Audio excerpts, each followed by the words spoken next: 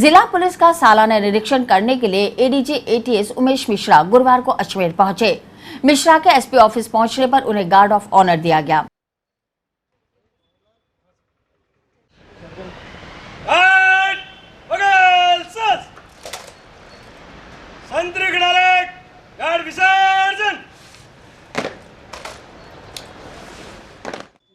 इसके बाद एडीजी मिश्रा ने पुलिस अधीक्षक कार्यालय का बारीकी से निरीक्षण किया।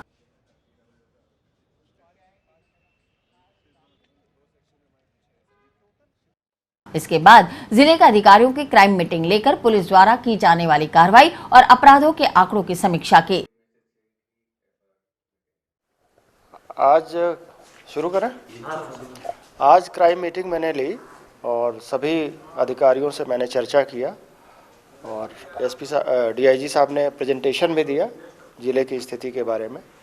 तो अच्छी यहाँ पुलिसिंग हो रही है और अपराध पे पूरा नियंत्रण है, अपराध में कमी भी आई है और माइनर एक्ट्स में तो बहुत ही रिकॉर्ड कार्रवाइयाँ हुई हैं।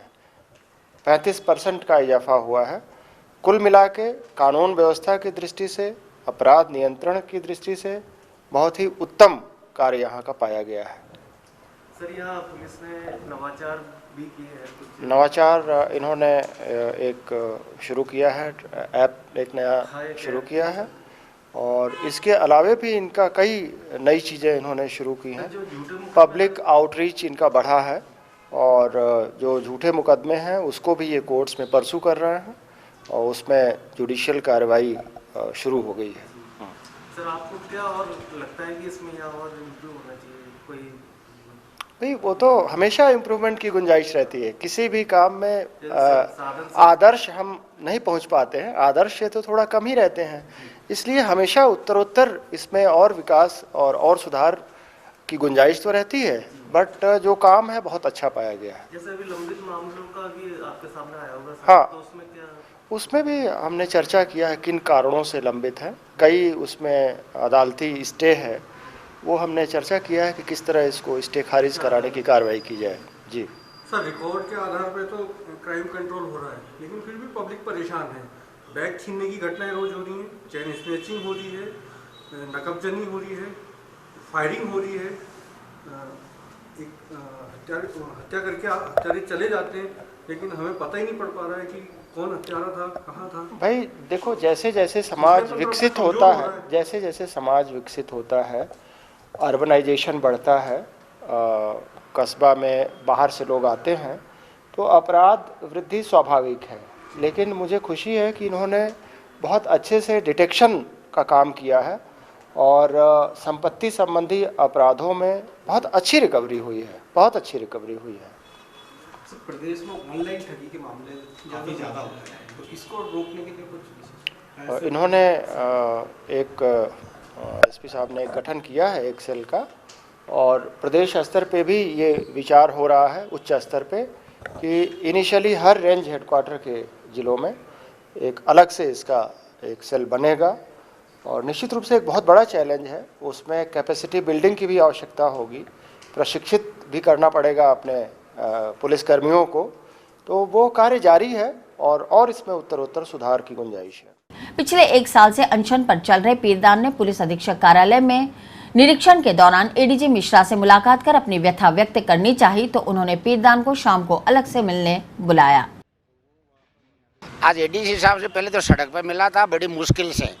जब जैसे ही उनके पास पहुंचा, ये पत्र उनको दिया, उन्होंने पढ़ के थोड़ा गंभीरता दिखाई। फिर उन्होंने कहा कि पीरदान जी, मैं आपको ये राउंड लेने के बाद एसपी कार्यालय में बुलाता हूँ और फिर पूरी बात सुनूंगा। 15 मिनट बाद में उन्होंने बुलाया। सभी बड़े अधिकारी यहाँ थे, जिसमें डीआईजी बलगन साहब वगैरह सभी थे। उनके सामने ये लिखित में जो मैंने लिखा और उसके बाद एसपी आईजी की जो लापरवाही या हठधर्मी या मनमर्जी है उसके बारे में मैंने बताया। इसलिए मैंने ये पत्र लिखा कि यहाँ से राष्ट्रपति के नाम पे आपके पास आ गया और यहाँ जन सुनवाई वाला चला गया। आज ये और दे रहा हूँ, आईजी अजमेर, एसपी अजमेर से जवाब मांगते हुए मुझे 9 मुकदमे जो दर्ज है न्यायालय में, उसके लिए एसपी पंकज चौधरी, जिनका नाम मैं प्रधानमंत्री कार्यालय से लिखवा के लाया हूँ, वो जांच अधिकारी दे दो और मेरा 426 दिन का अनशन तोड़वा दो, नहीं तो इच्छा मृत्यु। 11 फरवरी को आयोजित होने वाली लोक अदालत को सफल बनाने के लिए जिला विधिक सेवा प्राधिकरण युद्ध स्तर पर तैयारियां कर रहा है। गुरुवार को जिला एवं सेशन न्यायाधीश विष्णुदत्त शर्मा की अध्यक्षता में बैठक आयोजित की गई। बैठक में लोक अदालत को सफल बनाए जाने पर चर्चा करते हुए बताया गया कि इसका व्यापक प्रचार प्रसार किया जा रहा है। साथ ही नोडल अधिकारी और नोडल कर्मचारी भी नियुक्त किए गए हैं, जिनके साथ लगातार बैठकों का दौर जारी है। न्यायाधीश शर्मा ने बताया कि लोक अदालत के जरिए लंबित मामलों को राजीनामे से निपटाने का कार्य किया जा रहा है।